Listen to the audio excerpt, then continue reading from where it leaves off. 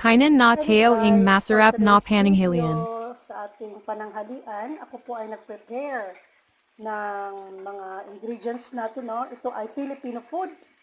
Ang ating lutuin ngayon is ang munggo. No? So, alam kong masarap ito kasi it's a Filipino food. Hinahanap-hanap ng ating mga kababayan dyan, mga OFWs. Masarap ito. So, meron akong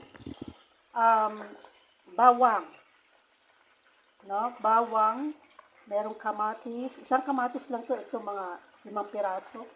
Kasi ayoko rin mag-aksaya ng mga, ito, luya. Dapat hindi nagsasayang talaga ng pagkain, no? Ito ay malapit nang mamatay na tanglad or lemongrass.